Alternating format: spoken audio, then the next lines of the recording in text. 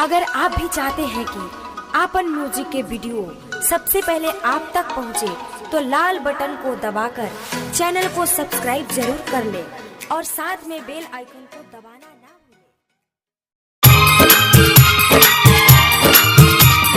भाई की जुलिया फेल भइल, भाई की रेनुआ फेल भइल, भाई की जुलिया फेल भइल,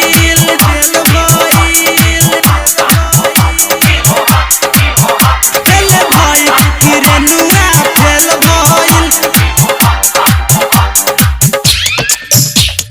भाई की जुलिया फेल भइल, भाई की जुलिया फेल भइल, भाई की निकिया फेल भइल।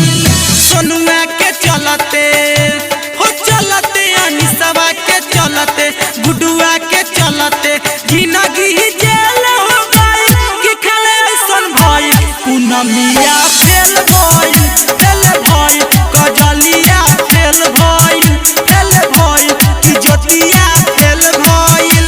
राकेशवा के चलते हो चलते, धीरजवा के चलते, नीरजवा के चलते जिंदगी जेल हो गई कि खेले सन भाई। कि अनुआ फेल भइल, भाई कि रेनुआ फेल भइल, भाई कि जुलिया फेल भइल,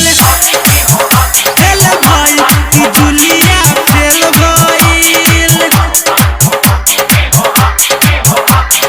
भाई कि रेनुआ फेल भइल, भाई कि जुलिया फेल भइल,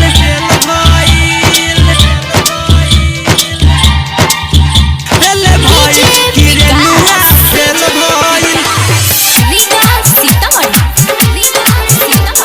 भाई कि जुलिया फेल भइल। पढ़े जबे आवे खूबे मारे स्टाइल, देखी देखी लइका के मन पगलाइल, देखी देखी लइका के मन पगलाइल। पढ़े में तेरे बाईस माँ बड़े बड़े ख्वाहिश, कोई नहीं एकनी के मेल हो। पापा के पैसा हो पैसा, पापा के पैसा आहा बजनी ऐसा छोड़ देली पीछे कोई उम्र बड़का भाई। कजलिया फेल भइल, भाई कि अनुआ फेल भइल, भाई सोनमिया फेल भइल, भाई कि जुलिया फेल भइल, भाई कि रेनुआ फेल भइल, भाई कि जुलिया फेल भइल,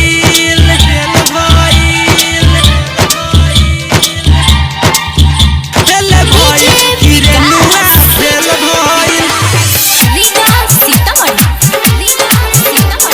भाई कि जुलिया फेल भइल। सबके रिजल्ट देखाया गइले, एकनी के कहावा भुला गइले, एकनी के कहावा भुला गइले।